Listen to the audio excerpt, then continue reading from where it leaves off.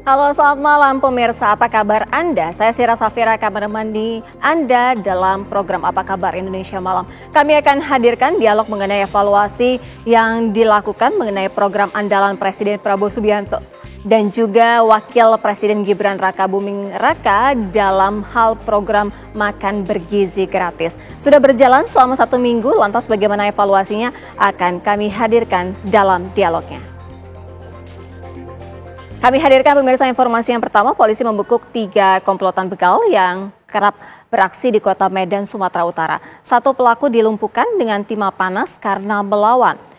Pemirsa, 3 pelaku begal ini ditangkap dengan adanya timah panas yang dilakukan oleh pemerintah polisi maksud kami. Ini kalau rekan-rekan atau para 3 pelaku begal sadis ini berinisial BD, GRS, dan RAV merupakan komplotan begal sadis yang kerap melakukan aksinya di Deli Tua dan juga Kota Medan.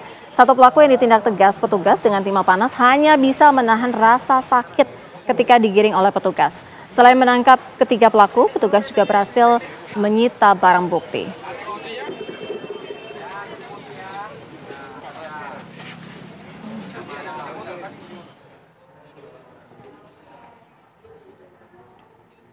Pemirsa, seperti yang kami ketahui dan juga tadi kami informasikan di mana bahwa Patrick Kluivert sudah tiba di Indonesia dan saat ini sudah tiba di Hotel Fairmont.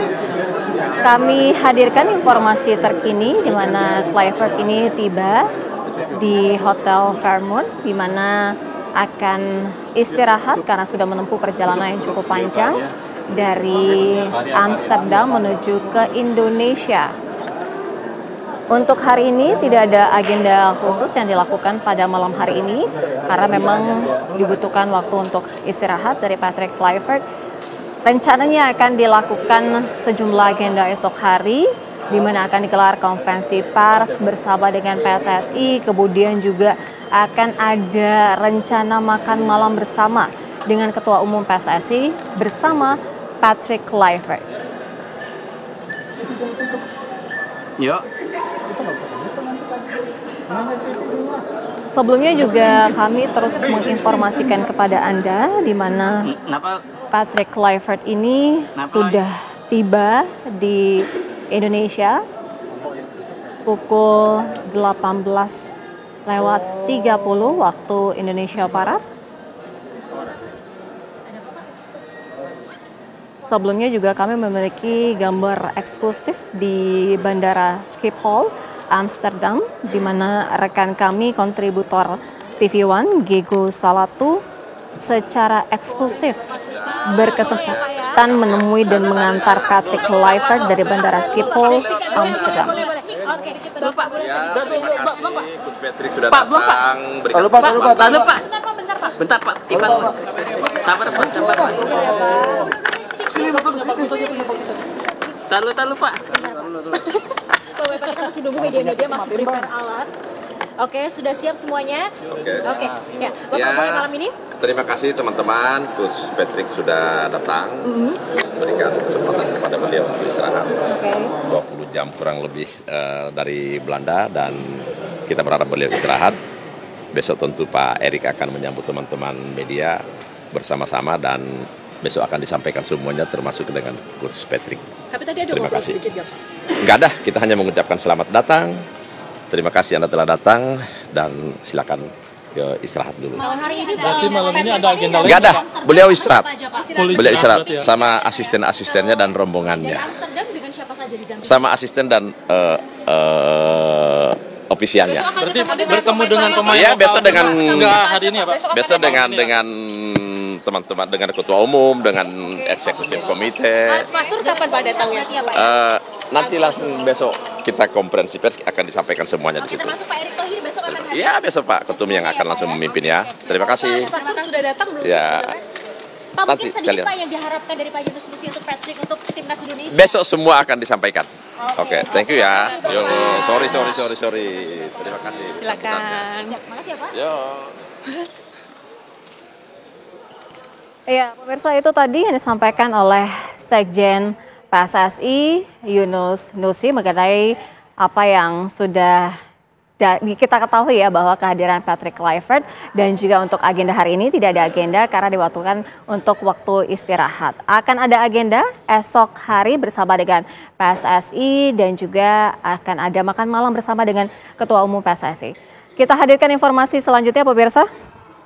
Kebakaran hebat melanda gedung kantor Dinas Pendidikan Kota Makassar, Sulawesi Selatan pada Sabtu dini hari tadi. Besarnya api membuat seluruh bangunan yang berada di lantai 2 itu pada bagian aula ini ludes terbakar.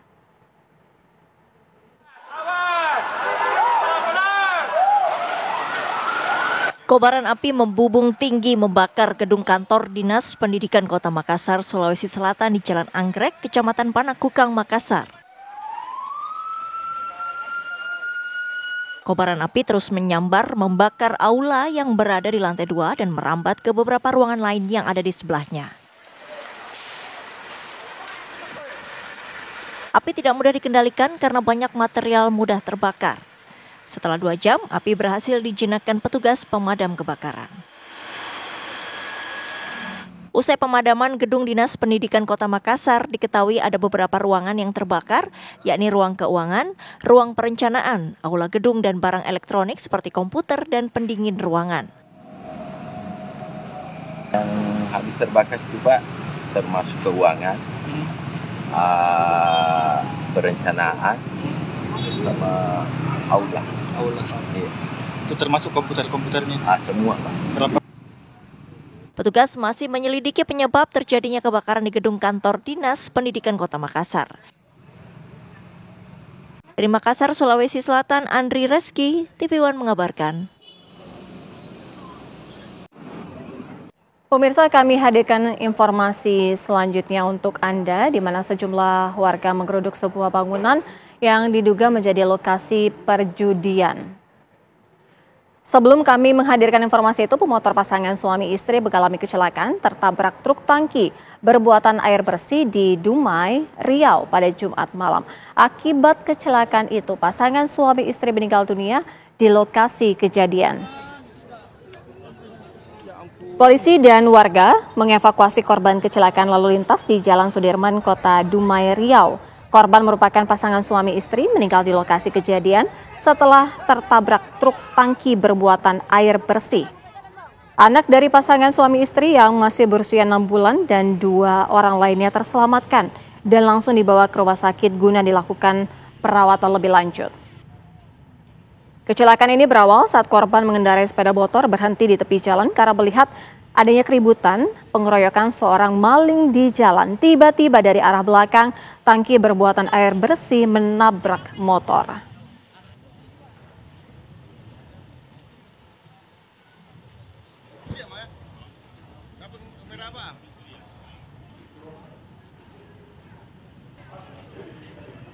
Pemirsa, sejumlah warga menggeruduk sebuah bangunan yang diduga menjadi lokasi perjudian ketangkasan di Kota Kisaran, Kabupaten Asahan, Sumatera Utara.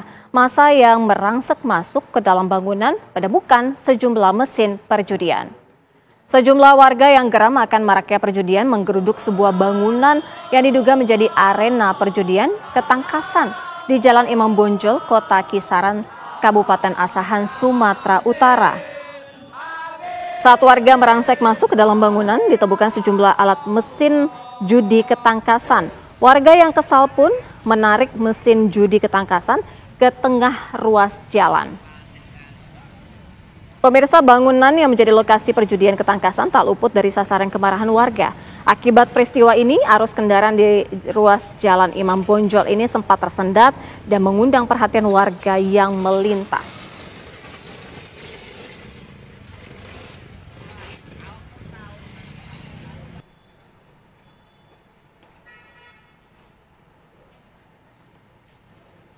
Kami hadirkan informasi selanjutnya. Hujan deras disertai angin kencang, sejumlah pohon yang berada di tepi jalan lintas Brastagi Medan tumbang hingga menutup badan jalan. Petugas gabungan bersama dengan warga turun untuk mengevakuasi material kayu agar akses jalan ini bisa kembali dilewati. Sejumlah pohon di tepi jalan lintas Brastagi menuju Medan, tepatnya di kilometer 55, tumbang pada Sabtu pagi. Curah hujan dengan intensitas tinggi disertai angin kencang menyebabkan sejumlah pohon tumbang di pinggir jalan di Kabupaten Karo, Sumatera Utara. Akibatnya akses lalu lintas pun putus total karena material kayu yang menutup badan jalan. Petugas gabungan bersama dengan warga langsung turun ke lokasi untuk mengevakuasi material kayu agar akses jalan segera dapat dilalui.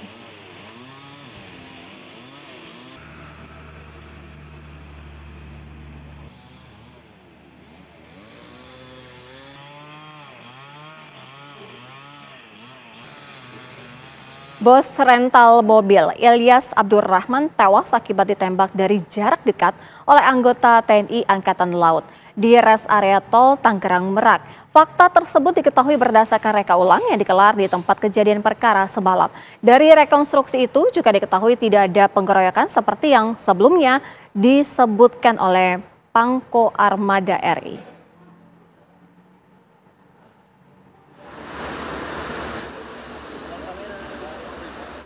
Dua tersangka kasus penembakan bos rental mobil memperagakan bagaimana cara mereka menembak Ilyas Abdurrahman kepada para penyidik polisi militer Angkatan Laut. Akibat tembakan dari jarak dekat tersebut, Ilyas langsung tersungkur tak berdaya dan berujung pada kematiannya.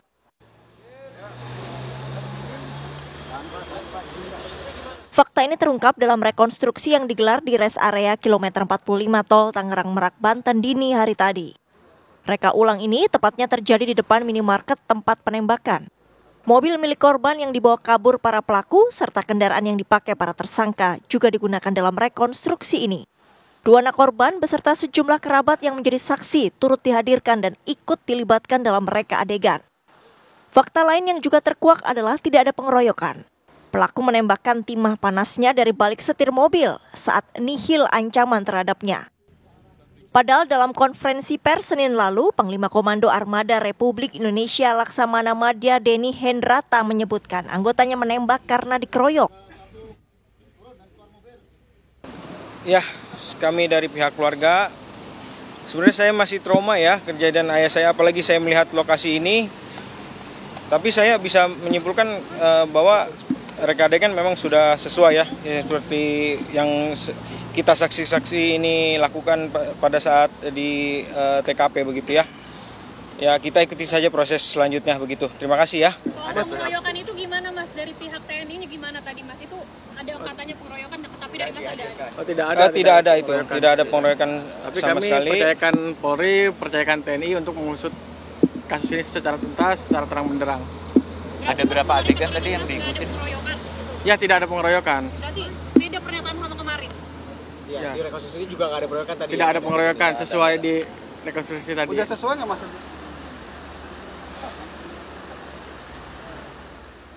Pusat Polisi Militer Angkatan Laut merekam sedikitnya 36 adegan dalam rekonstruksi dini hari tadi. Rangkaian rekonstruksi digelar untuk menyesuaikan antara fakta di lapangan dengan keterangan yang disampaikan tersangka dalam berita acara pemeriksaan. TNI Angkatan Laut berjanji akan bersikap transparan dalam menuntaskan kasus ini. Keluarga berharap Pusat Polisi Militer Angkatan Laut akan berlaku adil dan menindak tegas 3 anggotanya, Sertu AA, Sertu RH, dan Kelasi Kepala BA. Tim TV One mengabarkan. Program andalan pemerintah sudah berlangsung ataupun bergulir selama kurang lebih sepekan. Lantas bagaimana evaluasinya dan apakah sudah sesuai dengan harapan? Kalau kita mendengar banyak sekali cerita anak-anak ini ada yang sangat-sangat antusias karena memang menunya berbeda-beda. Kemudian apakah sudah sesuai dengan gizi yang seharusnya didapat oleh anak-anak? Kita akan ajak Anda berdialog bersama dengan sejumlah narasumber. Sudah hadir di studio Mas Ator Subroto, merupakan Direktur Sekolah Kajian Strategik dan Global Universitas Indonesia. Selamat malam. Selamat malam. Sehat ya Mas ya? Sehat. Sehat, alhamdulillah. Kemudian sudah bergabung melalui Zoom ada Dede Prayudi, tenaga ahli utama Kantor Komunikasi Presiden. Mas Uki, selamat malam. Selamat malam Mbak Sira, selamat malam juga Mas. Sehat selalu. Ya, sehat-sehat ya Mas Uki ya. Mas Uki, kalau kita berbicara mengenai sejauh ini sudah sepekan dilakukan makan bergizi gratis. Apa yang menjadi tanggapan ataupun respon yang Mas Uki terima secara keseluruhan paling tidak? Ya, jadi yang paling masif itu adalah ketika makanan, terutama berupa sayur mayur ya, itu tidak dihabiskan. Iya. Jadi kalau saya berbicara atau saya kan sering banget ditanyakan ketika program ini sudah berjalan 3 hari, 4 hari, 5 hari, ternyata masih sama rupanya apa yang menjadi evaluasi kami.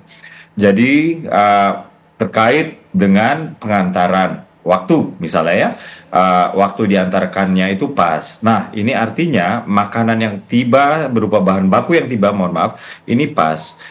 Diolah menjadi masakan, ini waktunya juga pas. Kemudian diantarkan dan sampai ke tangan para siswa-siswi, ini juga pas. Kemudian, nah ini dia nih, yang paling banyak itu adalah ketika sudah diantarkan dan dikonsumsi oleh siswa-siswi kita, yang paling banyak itu adalah tidak habis. Dan ketika kita lihat lagi mana yang paling banyak tidak habis, itu adalah sayur mayur atau sayur-sayuran. Nah, ini adalah tantangan buat kita semua ya. Ini adalah evaluasi buat kita semua. Kenapa anak-anak ini paling banyak menyisakan itu sayur. Nah, kalau yang pertama ya tentu saja ya, kalau saya tanya kepala sekolah gitu-gitu ya, mereka mengatakan bahwa oh ya, anak-anak ini umumnya kalau lagi istirahat, kalau lagi jajan gitu, belinya tuh kalau nggak mie instan, goreng-gorengan. Ya oke. Itu satu masukan yang kita catat. Tapi catatan yang lain, bisa saja memang mungkin saja sayur-sayurannya ini harus dikemas dengan rasa yang lebih menarik. Jadi kita melihatnya dari dua sisi, Mbak Sira. Pertama, dari new habitnya anak-anak yang memang nggak terbiasa makan sayur dan kita ingin membiasakan makan sayur. Lalu yang kedua, bisa saja memang sayur-sayuran yang kita kasih ini ketika dikemas, dimasak, dan lain-lain, ini bisa saja tidak semenarik itu. Jadi kita melihatnya dari dua sisi, dan untungnya ya, yang namanya menu program makan bergizi gratis ini kan itu dirancangnya itu harian ya, dibuatnya itu mingguan. Artinya dalam seminggu itu dibuat menunya apa, tapi kemudian dirancang per menu itu sifatnya harian. Jadi setiap SPPG ini harus selalu mempelajari hari demi hari apa sih kira-kira yang menjadi kesukaan anak-anak? Bagaimana tuh anak-anak itu membangun seleranya? Sehingga makanan itu mulai dari yang nggak dilihat, kemudian dilihat, dari dilihat kemudian disentuh, dari disentuh kemudian dimakan. Jadi ini adalah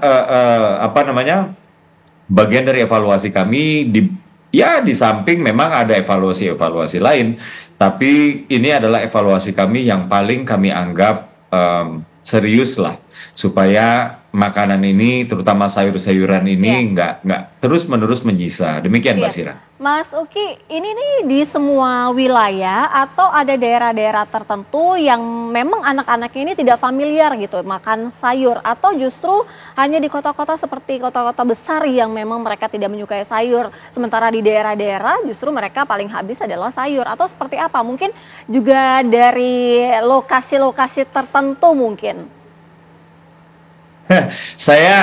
Saya nggak bisa ya menyebutkan lokasi-lokasinya yang di mana-mana itu yang doyan sayur, yang doyan daging dan lain-lain. Tapi secara agregasi, secara keseluruhan, secara akumulatif, memang menghabiskan sayur ini masih menjadi tantangan kita semua lah. Ya? Sekolah punya tantangan ya untuk mengedukasi tentang literasi gizi, terutama soal pentingnya memakan sayur. SPPG juga punya tantangan, bagaimana membuat sayur-sayur ini kemudian setelah dimasak, diolah, ini menjadi makanan yang atraktif, bukan hanya makanan yang mengandung gizi yang baik, tapi juga makanan yang mengandung bukan mengandung tapi mengundang gitu ya, mengundang selera si anak-anak itu loh.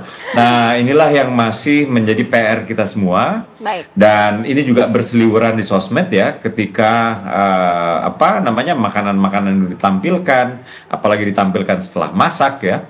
Buah itu umumnya dimakan. Karbohidrat, nasi dalam hal ini itu umumnya dimakan. Daging-dagingan berupa daging ayam ya, berupa daging sapi itu juga umumnya dimakan.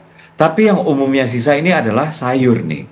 Jadi ketika ini saya sendiri juga pernah ya berbicara dengan seorang ahli gizi, dan ahli gizi tersebut mengatakan bahwa memang kita memiliki problem dengan konsumsi sayur. Kita nggak bisa menyalahkan ini entah suplainya yang kurang atau selera makannya yang kurang. Tapi anak Indonesia itu memang memiliki problem dengan konsumsi sayur. Jadi suplainya kami penuhi, sementara demand-nya itu kami sedang mencoba untuk berpikir bagaimana mengedukasi anak-anak supaya doyan sayur, di samping juga pola masaknya, cara masaknya, penyajiannya itu dibuat semenarik mungkin supaya sayur ini betul-betul bisa dinikmatin sama anak-anak. Demikian Mbak Sira. Baik, ini menarik ya. Mungkin ada pola-pola tertentu, Mas Autor, di mana anak-anak ini tidak terbiasa makan sayur, atau ketika mereka melihat hidangan lebih tertarik dengan daging, ayam, karena memang mereka selama ini tidak pernah merasakan itu, mendapatkan makanan seperti itu, begitu. Iya, betul. Saya kira apa yang disampaikan Mas Uki tadi, saya kira satu hal yang terjadi kewajaran di kita ya. Maksudnya setiap anak-anak di kita sendiri pun seringkali dahulu juga begitu ya. Kalau misalkan ada sayur ya kita akan hindari. Males yang kita makan duluan adalah lauknya berupa ikan ataupun ayam atau daging yang lain yang paling utama. Dan tentunya nasi yang tadi yang selalu habis ya. Tapi saya kira memang ini tantangan. Mungkin suatu saat ke depan agar ini menjadi habis semua dikonsumsi, mungkin sayuran tidak dalam bentuk sayuran gitu ya. Sayuran tetapi dalam kombinasi tertentu yang mungkin bentuknya bukan sayur lagi, bukan berupa daun ataupun apa gitu ya, tapi diolah dalam bentuk yang mungkin kandungannya sayur, memang dibuat dari sayur, jadi lebih menarik buat anak-anak dihabiskan. Tapi mungkin sebelum ke sana juga saya kira kita juga perlu mengapresiasi ya bahwa program ini sudah berjalan satu tonggak penting ya dalam hal pemenuhan pengembangan talenta di Indonesia. Tapi saya kira keterukuran yang perlu kita lakukan adalah saya kira kita lihat bisa sampai keterjangkauannya itu seperti apa. Ya, artinya sampai ketersebarannya itu seperti apa. Dan kemudian juga kemudian ke depan kita ingin bahwa setiap anak-anak di Indonesia ini akan mendapatkan gizi yang baik sehingga dalam suatu saat perkembangannya akan lebih baik lagi. Kalau gitu ya. berbicara mengenai sebaran, saat ini memang sudah 26 provinsi ya, tapi paling tidak untuk provinsi itu tertentu juga kan belum menyasar secara keseluruhan anak-anak ya, anak-anak terlantar, kemudian di panti asuhan dan lain sebagainya. Kalau dari Mas Autor sendiri ini merupakan evaluasi yang juga paling tidak untuk sebarannya diperluas lagi begitu? Ya, saya kira ya keterjangkauan dan ketersebaran tadi ya, saya kira pelan-pelan ini harus terus diperluas sehingga menjangkau hampir seluruh Indonesia di 38 provinsi. Karena ya tentu kita tidak bisa meninggalkan anak-anak di tempat yang lain juga saya kira. Baik, kita akan dalami juga ya Mas Uki, nanti juga kita akan tanya bagaimana dengan provinsi-provinsi lainnya yang hingga saat ini kesediaannya seperti apa, kesiapannya seperti apa, dan kapan akan juga merasakan makan siang bergizi secara gratis ini. Nanti kita ulas ya, usai jeda kami segera kembali. Terima kasih Anda masih bersama kami di Apa Kabar Indonesia Malam. Kita lanjutkan dialog saya ke Mas Uki. Mas Uki sudah berjalan sepekan, tadi juga sudah dilakukan evaluasi. Tapi pertanyaan selanjutnya, ada beberapa provinsi yang hingga saat ini belum melakukan program andalan pemerintah ini. Lantas bagaimana dengan kesediaannya dan kapan akan juga merasakan makan bergizi gratis ini, Mas Uki? Ya, jadi pertama-tama harus saya tekankan dan saya sekali lagi mewakili pemerintah untuk masyarakat harap maklum ya. Jadi program ini adalah program universal dan untuk mencapai keseluruhan, sekali lagi keseluruhan ya, tidak pandang bulu status sosial ekonominya, keseluruhan ibu hamil, keseluruhan ibu menyusui, keseluruhan balita, anak SD sampai dengan lulus SMA. Nah, ini kan sebenarnya kita membutuhkan waktu sekitar 4 sampai dengan 5 tahun atau sampai dengan 2029. Nah, untuk memulai ini tentu saja kami di pemerintahan ini memaklumi sekali bahwa ketika ada yang sudah memulai, yang belum dimulai ini katakanlah dalam tanda kutip kok kami nggak dapat, atau ya bisa dibilang jealous. Tapi ini bukan jealous yang salah ya, ini jealous yang sangat kami maklumin. Nah, apa yang kami alami sekarang di pemerintah adalah kami memiliki keterbatasan anggaran, keterbatasan kesiapan infrastruktur, keterbatasan kesiapan kelengkapan instrumen pendukung, dan juga keterbatasan sumber daya manusia. Nah, dari apa yang kami lakukan itu adalah semua yang sudah siap mohon untuk segera dimulai, jangan biarkan rakyat menunggu. Nah, sementara semua yang belum siap atau mereka-mereka yang belum siap, kami minta untuk segera dikebut. Apa yang dibutuhkan, minta ke kami untuk segera supaya bisa segera mulai. Nah, tapi kan untuk mulai itu kan nggak sembarangan. Ada standar-standar yang harus dipenuhi. Standar kecukupan gizi, 1/3 AKG atau yang kami sebut angka kecukupan gizi, ya. Lalu juga standar higienitas, lalu juga tata kelola limbah yang berkelanjutan. Nah, 3 ini terpenuhi, maka siap kick off. Kurang lebih seperti itu ya. Nah, kalau misalnya ada daerah-daerah yang belum, mohon sabar. Karena kita akan mengebut ya, bukan akan, kita sedang mengebut. Jadi di tahun 2025 ini ya, sampai dengan tahap 1 ini berakhir, yaitu sekitar bulan Maret awal ya, itu harusnya sudah ada 3 juta penerima manfaat. By the time 2025 ini berakhir, seharusnya sudah ada sekitar 17 sampai dengan 20 juta penerima manfaat.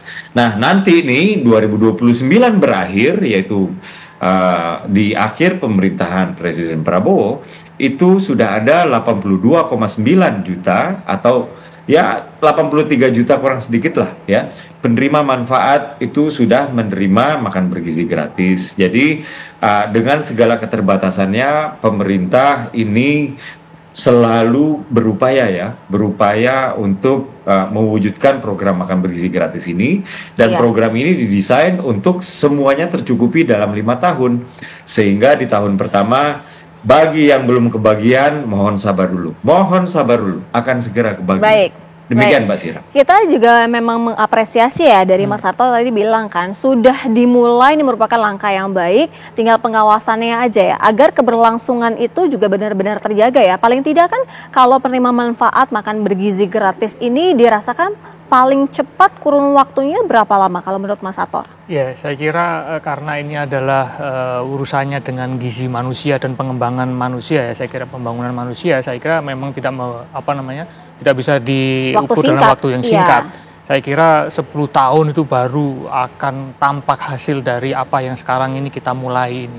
Jadi anak-anak ini nanti sudah mulai besar, tumbuh kuat dengan gizi seimbang yang baik, dan itu terjaga terus, saya kira akan tampak dalam jangka waktu yang cukup lama, beda dengan yang lain ya. Yang paling cepat adalah 10 tahun ya? 10 tahun kira-kira, jadi memang ini satu effort jangka panjang, dan saya kira kita semua juga harus terus mendukung agar seluruh masyarakat, anak-anak kita akan mendapatkan gizi yang seimbang yang lebih baik.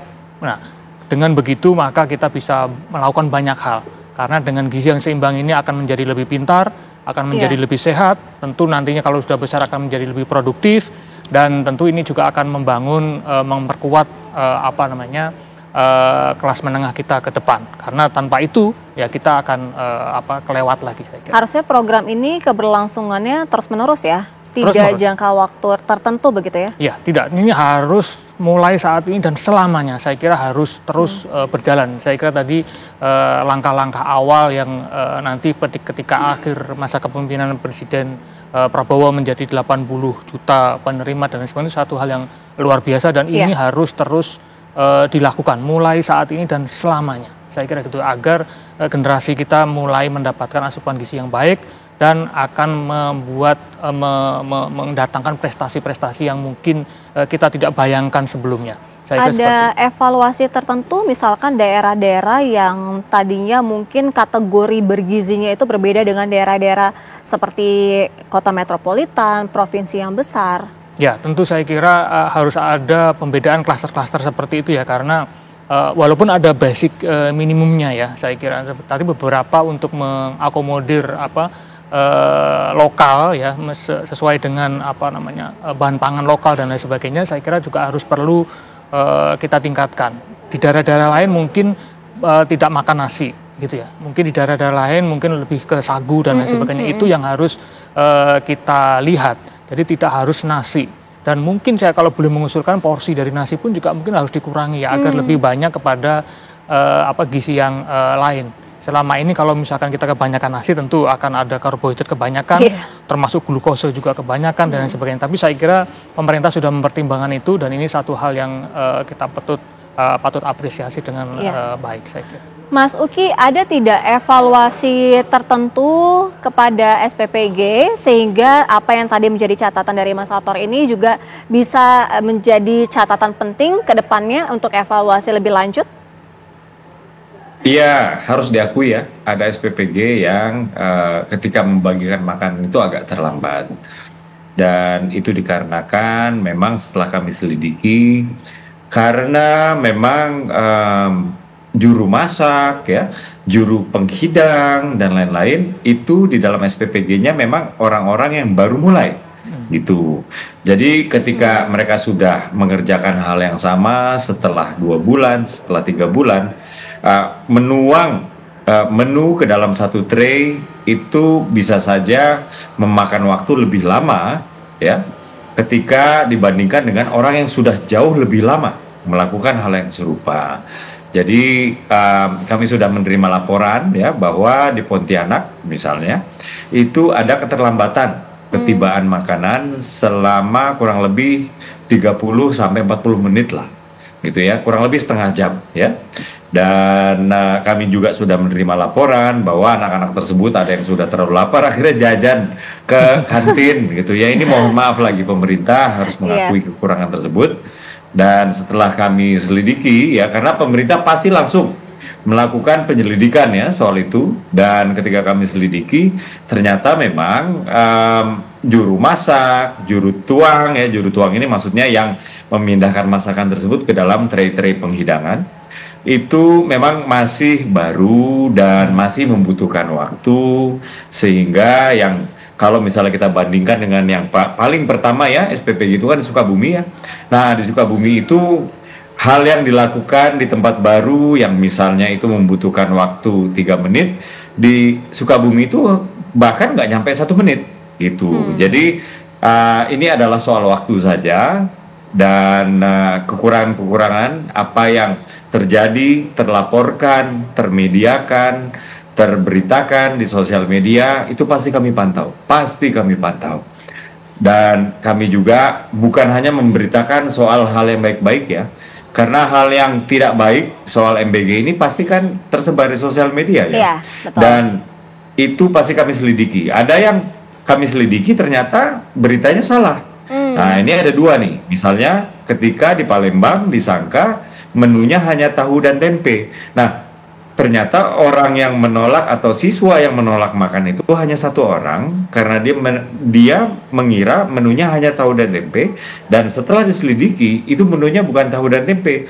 tapi ikan gabus dan tempe. Nah ikan gabus tersebut bentuknya seperti tahu sehingga dia salah kira. Atau yang kedua, ketika disangka ada yang meninggal setelah makan MBG. Nah ini di salah satu kantor berita nasional, kemudian kita cek ternyata di sini adalah pemberitaan yang salah sehingga kantor pemberitaan tersebut minta maaf kepada publik. Jadi kami memantau terus. Ketika berita itu benar, kami pasti langsung bertindak dan pasti langsung melakukan perbaikan-perbaikan. Demikian Mbak Sira. Baik, terima kasih Mas Uki. Semoga lancar-lancar ke depannya. Terus semangat, semoga juga pemerataan ini bisa dilakukan secepatnya. Sekali lagi kita mengapresiasi, tinggal bentuk pengawasannya saja yang dilakukan. Terima kasih Mas Uki, terima kasih Mas Sator sudah berbagi bersama kami di Apa Kabar Indonesia Malam.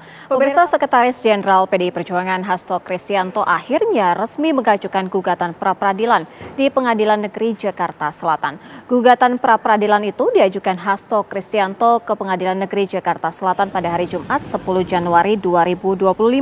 Sidang perdana bakal digelar pada Selasa 21 Januari 2025.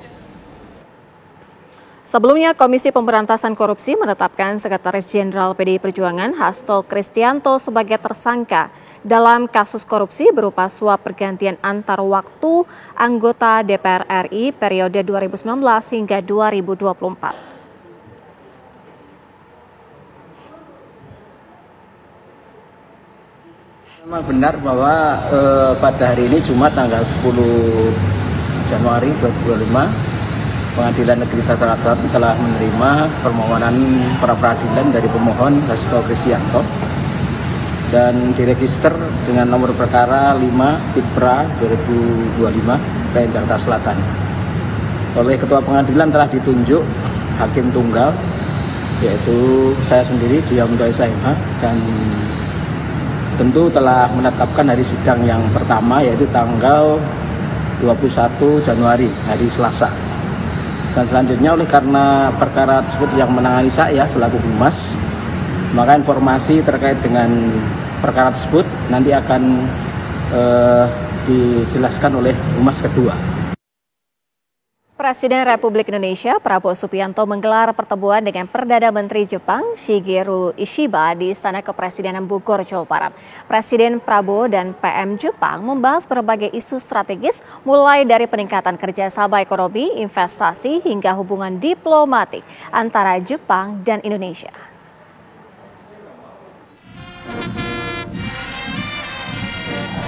Presiden RI Prabowo Subianto menerima kunjungan kenegaraan Perdana Menteri Jepang Shigeru Ishiba di Istana Kepresidenan Bogor, Jawa Barat. Kedatangan Perdana Menteri Jepang disambut upacara kenegaraan secara khidmat oleh pasukan jajar kehormatan dan pasukan berkuda yang sudah bersiaga di sepanjang jalan akses masuk menuju ke istana.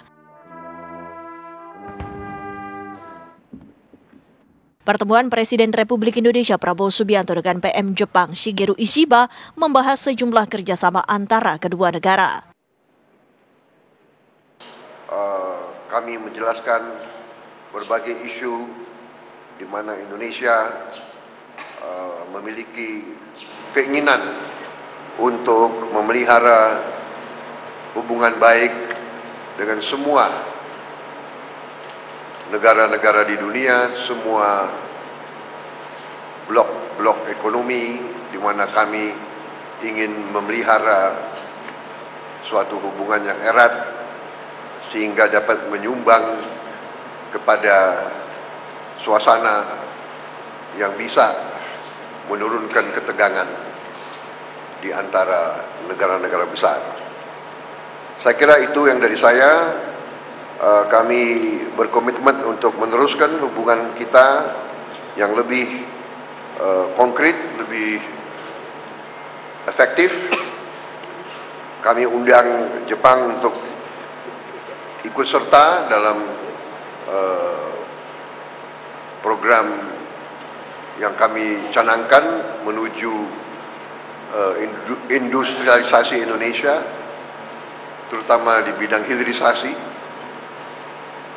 Dan mereka juga berminat untuk bantu di bidang makan bergizi karena mereka pun punya pengalaman di bidang itu sudah 80 tahun. Dan mereka yang menawarkan inisiatif mereka untuk ikut membantu mungkin dengan pelatihan dan lain sebagainya. Perdana Menteri Ishiba pun menyambut baik kerjasama antara Indonesia dengan Jepang.